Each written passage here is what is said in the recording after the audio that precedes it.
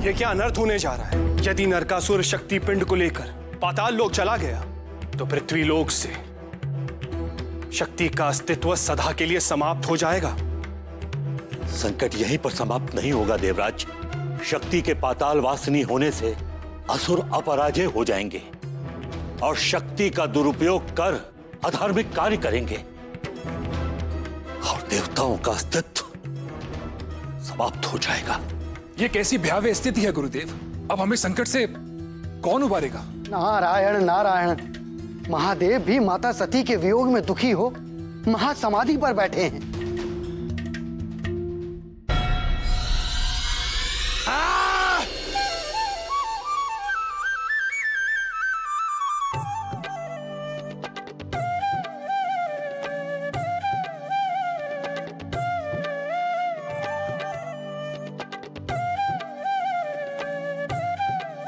कहां से आ रही है ये मधुर ध्वनि?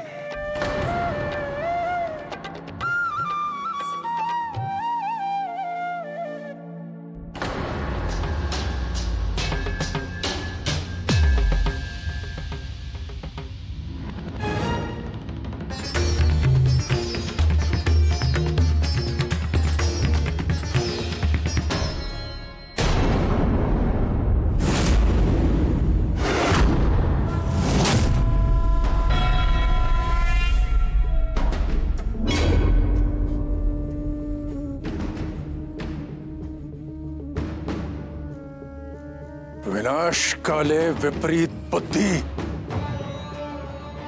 असुर राज नरकासुर, उस मोहिनी माया ने तुम्हारी मति को भी हर ही लिया।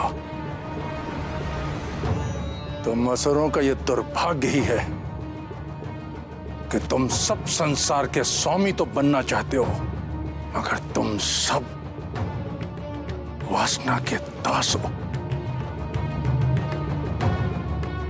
और ये मेरा दुर्भाग्य है कि मैं तुम्हें लाख प्रयत्न के बाद भी उस अभिशाप से मुक्त नहीं करा सकता।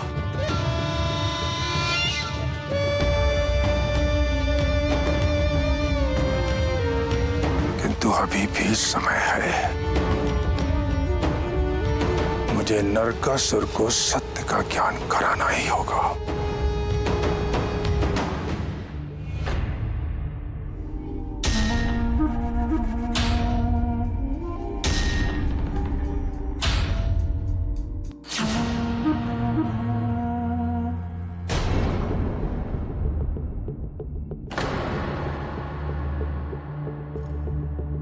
प्रतीत होता है शक्ति ने इसे अपने सम्मोहन के पास में जकड़ लिया है। मुझे इसका सम्मोहन तोड़ना ही होगा।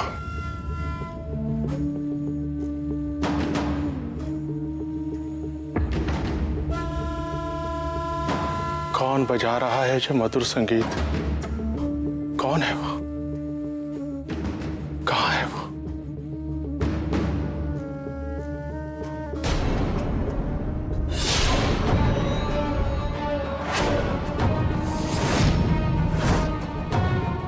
गुरुदेव, आप? अब मैं समझा। अवश्य ही मुझे बुलाने के लिए आपने ही मधुर संगीत की तान छेड़ी होगी, है ना? नरकासुर, भूल जाओ संगीत की ध्वनि को। ये देवताओं द्वारा रचा एक छल है। तुम्हें पथभ्रष्ट करके अपने उद्देश्य से भटकाना चाहते हैं वो। पथभ्रष्ट? पथभ्रष्ट नहीं गुरुदेव। कदाचित जीवन में पहली बार मुझे अपना पथ स्पष्ट रूप से देख पा रहा हूं। ऐसा प्रतीत होता है जैसे मुझे कोई पुकार रहा है।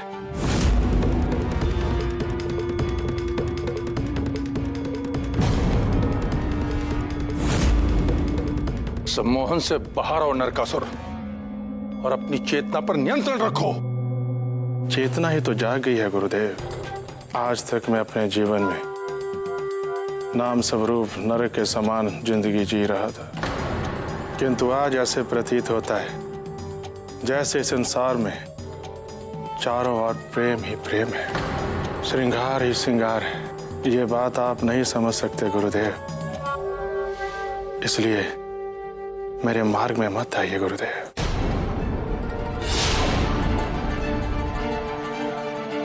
मेरी बात सुनो नरकासुर, रुक जाओ। नरकासुर, अभी भी समय है। बुद्धि भ्रष्ट हो गई इसकी। नरकासुर,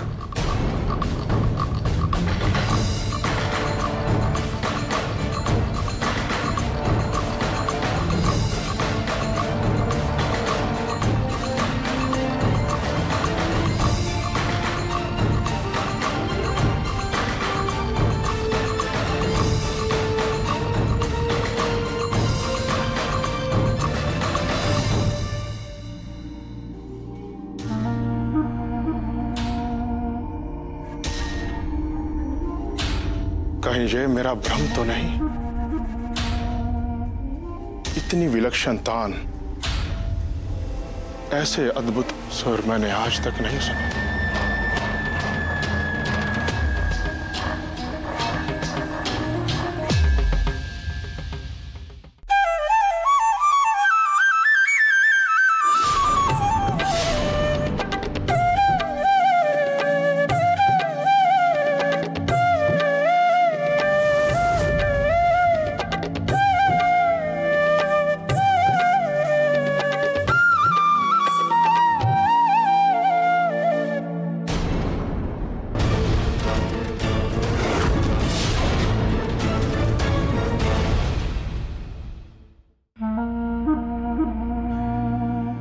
रुको मत सुंदरी, बजाओ, थोड़ा और बजाओ। इस बांसुरी की मधुर तान से मुझे थोड़ा और डूब जाने दो। बजाओ सुंदरी, बजाओ।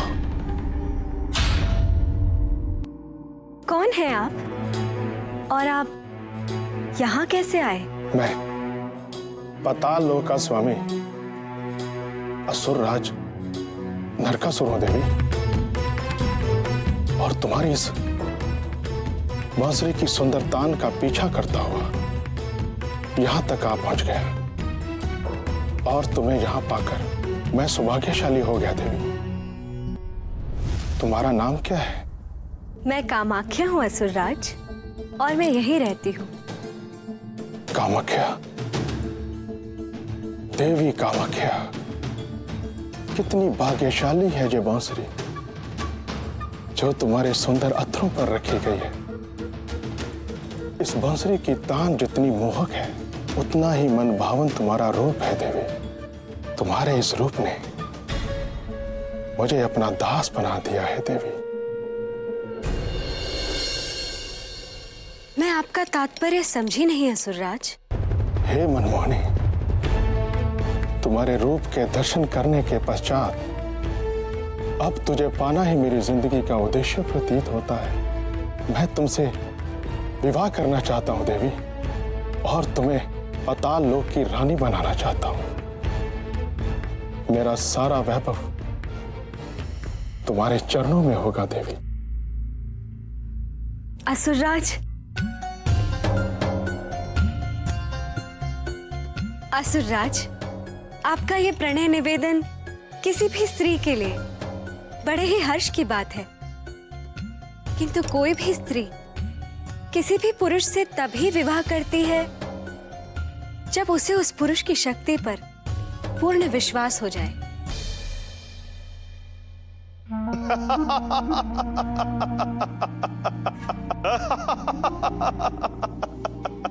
तुम्हें मेरी शक्ति पर संदेह है देवी? मैं पाताल लोक का स्वामी असुर राज नरकासुर हो देवी, नरकासुर। मेरी भुजाओं के बल से पर्वत थर्राते हैं, मेरे असुरी शस्त्रों से देवता भी कांपते हैं। मैं एक फूंक भी मार दूं तो वृक्ष जड़ से उखड़कर कई कोसों दूर जा गिरे। इस संसार में कोई ऐसा नहीं है, कोई नहीं जो मेरे आगे ठहर सके। सत्य को कर्मों से प्रमाणित करना पड़ता है असुरराज। मात्र आपके कथन पर मैं कैसे विश्वास कर लूं? ओह, तो तुम मेरी शक्ति का परीक्षण करना चाहते हो? कहो तो इस पूरे नीलांचन पर्वत को जड़ से उखाड़कर तुम्हारे मनचाहे स्थान पे रख दूं? नहीं नहीं असुरराज, ऐसा न करना। यही पर्वत तो मेरा निवास स्थान है। तुम्हारे लिए तो पाताल लोक का साम्राज्य प्रस्तुत है देवी। बस एक बार तुम मेरे विवाह का प्रस्ताव तो स्वीकार करो देवी।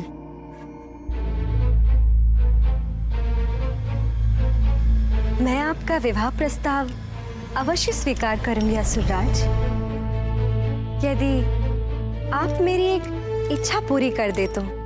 कहो देवी, देवताओं को दास बनाकर तुम्हारे चरणों में डाल दूं?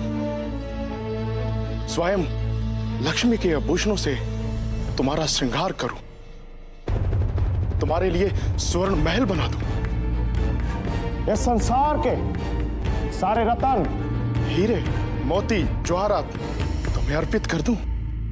कहो सुंदरी, क्या इच्छा है तुम्हारी? मैं आपकी तत्परता देखकर प्रसन्न हुई असुरराज, किंतु इनमें से कोई भी वस्तु की मुझे कोई अभिलाषा नहीं।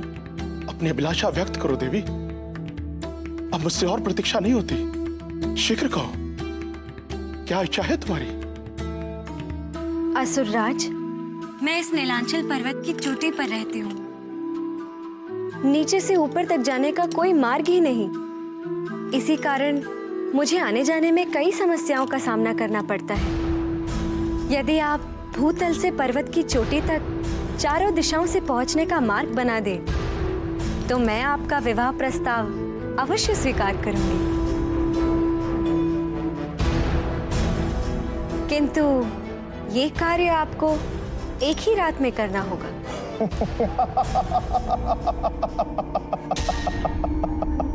इतना सरल कार्य देवी? अब ये मार्ग मैं अवश्य बनाऊंगा, आज रात को ही बनाऊंगा। तुम निश्चिंत होकर विश्राम करो देवी, मैं कल प्रातः काल तक इस मार्ग का कार्य संपन्न करके तुमसे विवाह करने के लिए पुनः लौटूंगा। तैयार रहना देवी।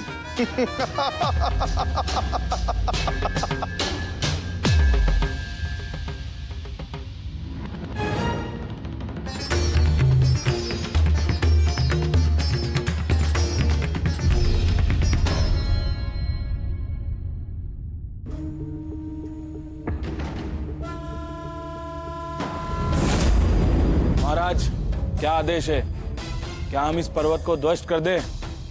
नहीं असुरो, अब हम इस पर्वत को ध्वस्त नहीं करेंगे, अपितु कल सूर्योदय होने से पहले यहाँ नीचे से उस पर्वत की चोटी तक चतुर्भुज मार्ग बनाना है। जाओ और जाकर इस कार्य को तुरंत आरंभ करो। जाओ। नरकासुर,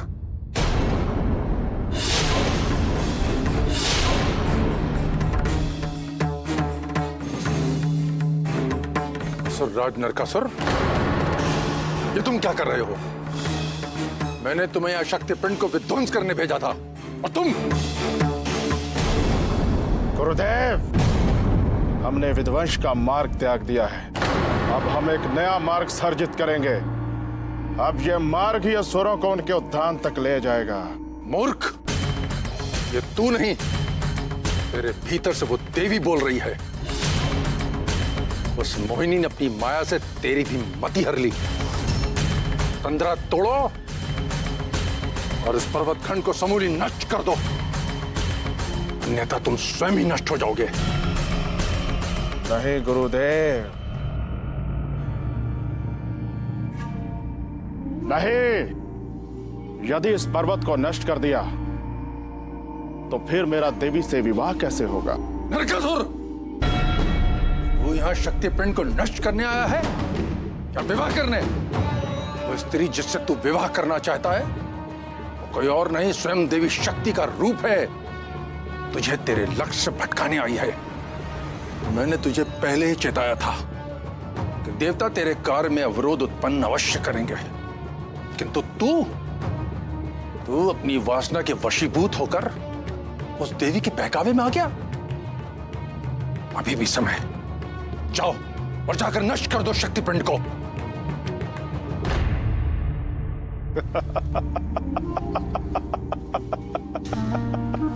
गुरुदेव, यदि इस पर्वत पर रहने वाली वो मोहनी स्त्री शक्ति है, ये तो और भी शुभ समाचार की बात है। वह मुझे वचन दे चुकी है कि यदि कल मैंने प्रातःकाल तक इस चोटी पर पहुंचने का चतुर्भुज मार्ग बना दिया तो वो मुझसे विवाह कर लेगी। समझिए गुरुदेव, कल सूर्य की पहली किरण उदय होते ही देवी शक्ति से मेरा विवाह संपन्न हो जाएगा और वो मेरे अधीन हो जाएगी और मैं उस शक्ति का स्वामी हो जाऊंगा।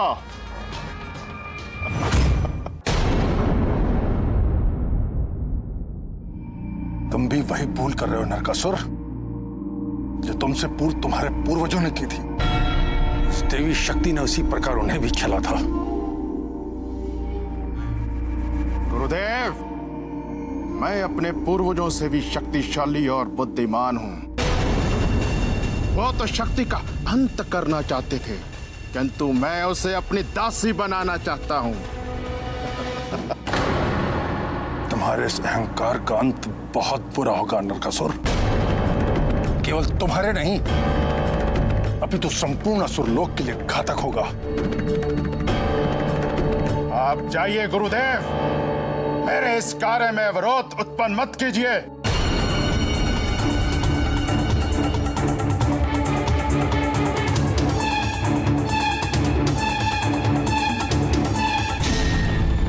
चलो असुरो, कार्य प्रारंभ करो।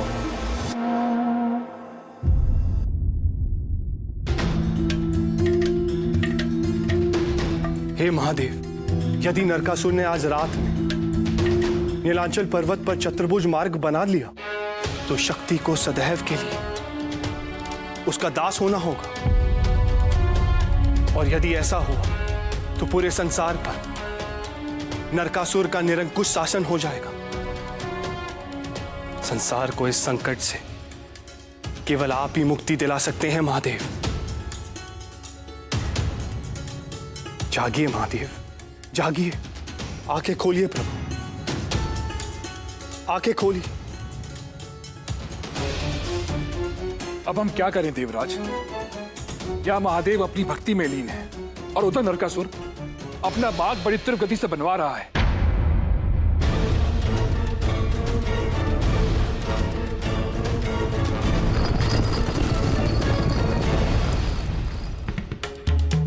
देवराज, अब भगवान शिव के वास्तविक संहारक एवं रक्षक रूप भैरव की आराधना करनी होगी हमें। केवल भैरव ही शक्ति पिंडों की रक्षा कर सकता है।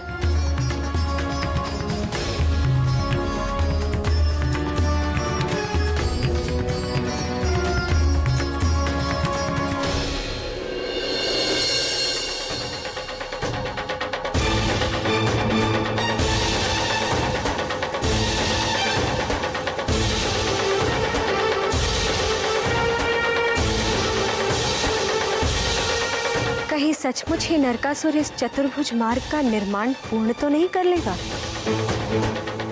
यदि ऐसा हो गया तो उत्तम, अति उत्तम।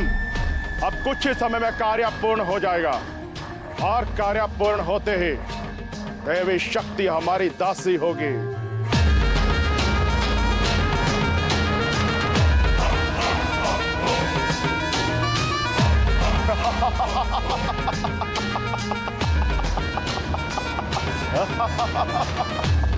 मेरे वीरों, कार्य शीघ्र समाप्त करो।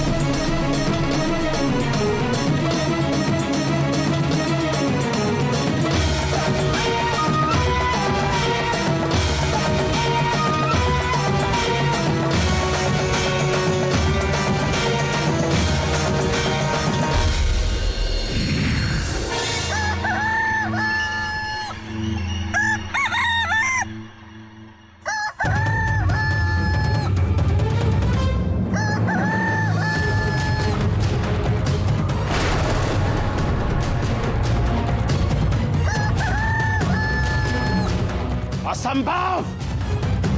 ऐसा नहीं हो सकता। इतने शीघ्र पराक्रम नहीं हो सकते।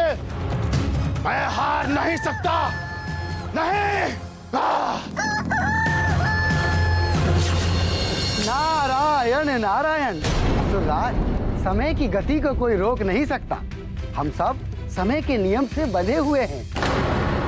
तीनों लोकों में जिस नरकासुर को कोई नहीं मार सकता, आज समय ने उसके हाथ रोक दिए। अपने वचन के अनुसार तुम देवी से विवाह की शर्त हार गए, इसलिए अपनी सेना के साथ अपने लोक में प्रस्थान कीजिए और अपने वचन की गरिमा को बढ़ाइए। नारायण नारायण।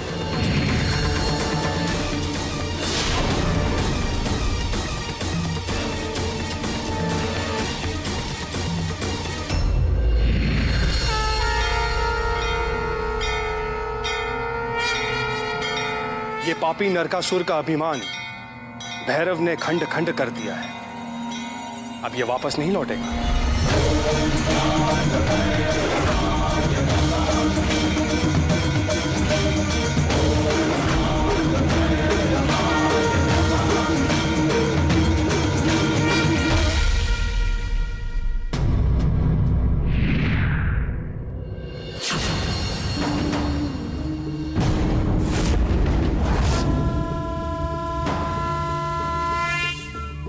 गुरुदेव, मैं हार गया। अपने पूरे सामर्थ्य से प्रयत्न करके भी मैं हार गया। आज समय ने मुझे परास्त कर दिया। नरकासुर, तू समय से नहीं, अपने अहंकार और अपनी वासनाओं से हारा है। देवी शक्ति तुझे अपने मोहपाश में बांधकर अपने भक्तों के लिए उस स्थान तक चतुर्भुज मार्ग बनवाना चाहती है जहां वो पिंड गिरा था, जहां देवी के शक्ति पिंड की स्थापना होनी है। और तू एक दास की भांति अपना लक्ष्य भूलकर उसकी इच्छा पूरी करने में लगा था।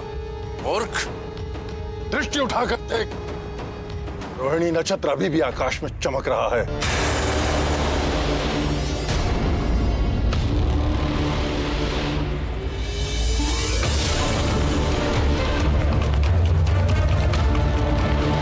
अभी भी अर्धरात्रि है, प्रातःकाल की लालिमा का नाम तक नहीं।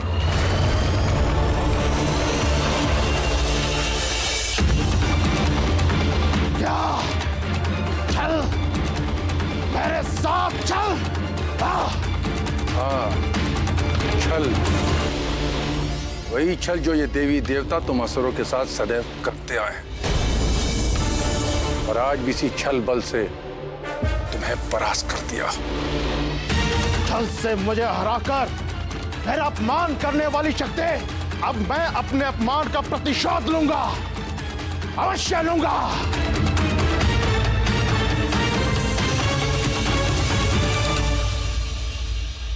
गुरुदेव, मुझे क्षमा कीजिए। मैंने आपकी बात नहीं सुनी। अब मुझे मेरे प्रतिशोध से कोई शक्ति, कोई माया और कोई देवता का जल नहीं रोक सकता। अब या तो मैं उस शक्ति पिंड से विवाह करके उस देवी को दासी बनाऊंगा या उसे नष्ट कर दूंगा।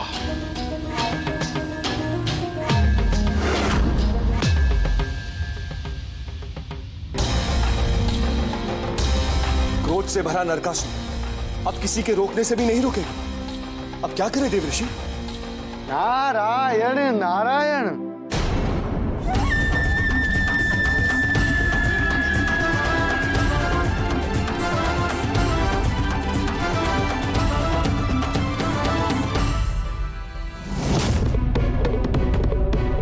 शक्ति, तूने मुझे विवाह के नाम पर छला है, मेरे प्रेम का उपहास किया है। अब मैं तुझे अपनी शक्ति दिखाऊंगा। अब मैं तेरे इस पिंड के साथ विवाह करूंगा और ऐसा करने से मुझे ना तो कोई देवता और ना ही कोई शक्ति रोक पाएगी।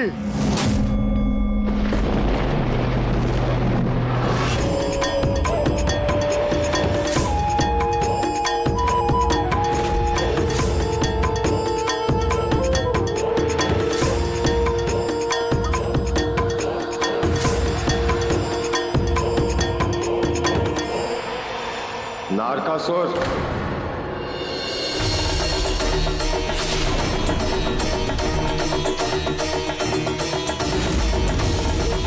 दुराचारी, तू किसी स्त्री की अनुमति के बिना उससे विवाह नहीं कर सकता। अपने आप को बहुत शक्तिशाली मानता है ना? तो किसी स्त्री का हृदय जीत कर दिखा। किसी स्त्री की इच्छा के विरुद्ध उससे विवाह करना वीरता नहीं, कायरता होती है मूर्ख। कौन हो तुम, जिस अधिकार से इस विवाह को संपन्न होने से रोक रहे हो? मैं इस शक्तिपीठ का रक्षक भैरव हूं, और जो स्त्री इस पिंड में छिपी है वो और कोई नहीं, मेरी अर्धांगिनी है। भैरव अर्थात शिव।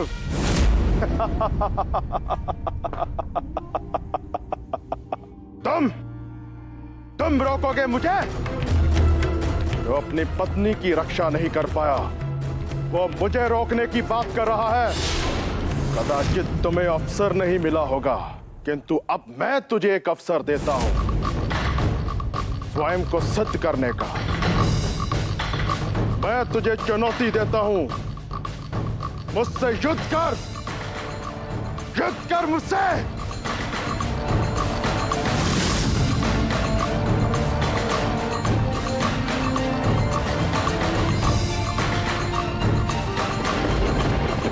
अब तेरा अंत निश्चित है भैरव।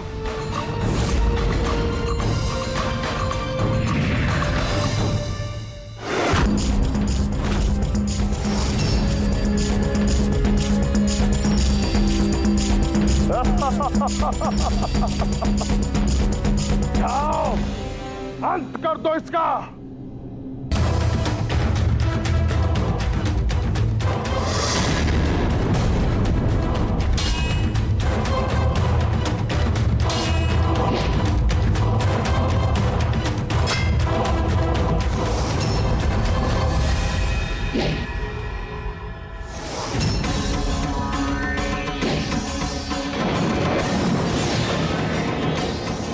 योद्धा मेरे अंश से निर्मित है भैरव, इन पर तुम्हारे अस्त्रों का कोई असर नहीं होगा।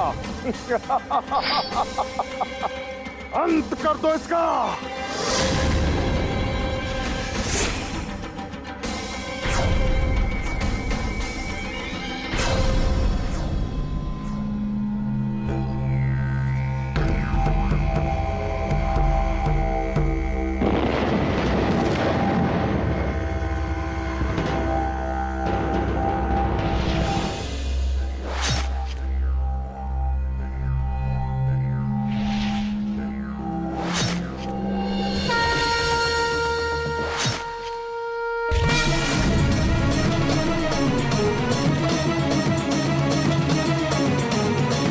नरकासुर, अगर और भी कोई बचा है तो उसे भी भेज दो, लेकिन आज मेरे हाथों तुम्हारी मृत्यु निश्चित है। यदि ये युद्ध इसी तरह चलता रहा तो धरती का विनाश हो जाएगा। नारायण नारायण, आप अति शीघ्र व्याकुल हो जाते हैं इंद्रदेव।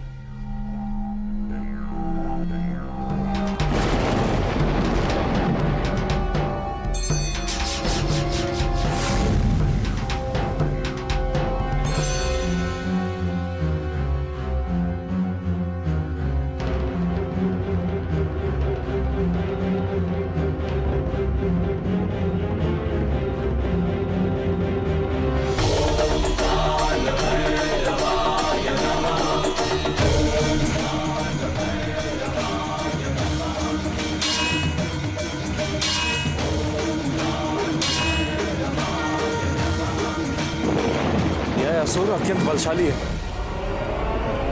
इसका अंत करना सरल नहीं है।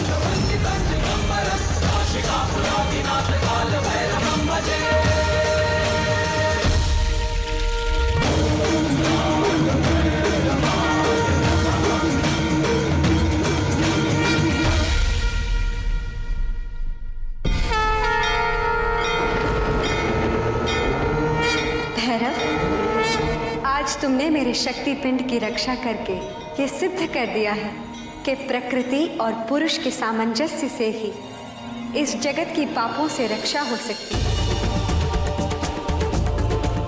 और धर्म की स्थापना हो सकती है। देवी, आज जब मेरा संहार हुआ है तब मुझे समझ में आया है कि संसार में अधर्म की जीत कभी नहीं हो सकती। कृपया मुझे मेरी मुक्ति का मार्ग बताइए देवी। असुरराज, तुम्हारे कर्म और वचन बदलने के कारण मैं तुम्हें क्षमा करती हूं, परंतु तुम्हारी मुक्ति तभी संभव है जब तुम मार्ग बनाने का अपना कार्य पूर्ण करोगे, जिसे तुमने बीच में अधूरा छोड़ दिया है।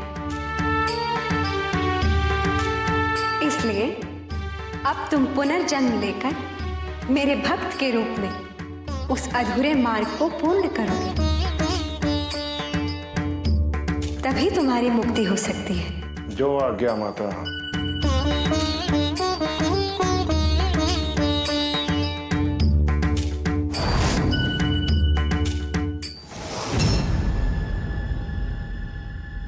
भैरव, मैं कामाख्या देवी आज से मैं इस स्थान पर अपनी संपूर्ण शक्ति के रूप में मनुष्य की रक्षा के लिए और धर्म की स्थापना के लिए अनंत काल तक विद्यमान रहूंगी, और तुम भी मेरे रक्षक के रूप में यही मेरे शक्ति पीठ में विराजमान रहोगे। जब तक मेरा कोई भी भक्त तुम्हारी आराधना नहीं करेगा, तब तक मेरी पूजा अर्चना संपूर्ण नहीं होगी। तुम यहाँ उन्मादी भैरव के रूप में जाने जाओगे और मेरा ये शक्तिपीठ कामाख्या शक्तिपीठ के नाम से संसार में प्रसिद्ध होगा।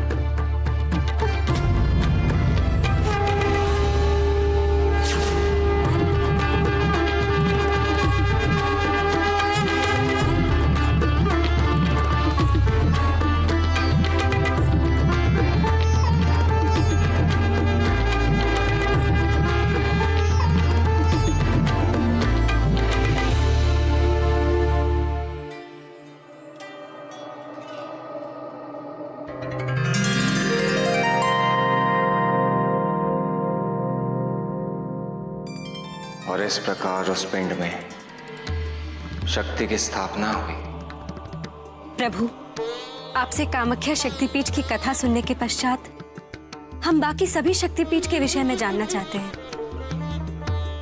अवश्य देवी, स्वयं के बारे में जानने के लिए उत्सुक तो होना ही चाहिए। स्वयं के बारे में? आप अब भी नहीं समझी देवी। क्या प्रभु? यही कि आदि शक्ति कोई और नहीं, स्वयं आप ही हैं। हम आदिशक्ति? हाँ देवी, सती और आप आदिशक्ति का ही स्वरूप है, परंतु अपने पूर्व जन्म की स्मृति के कारण आप ये सत्य भूल गई हैं। परंतु सत्य यही है देवी कि आप ही विभिन्न रूपों में प्रत्येक शक्तिपीठ में विद्यमान हैं। प्रभु, आपने हमें अपने मूल स्वरूप का पुनः बोध कराकर हमारी सारी जिज्ञासाओं और शंकाओं का निवारण किया है। अब हमें बाकी सभी शक्तिपीठों के विषय में बता के धन्य करें।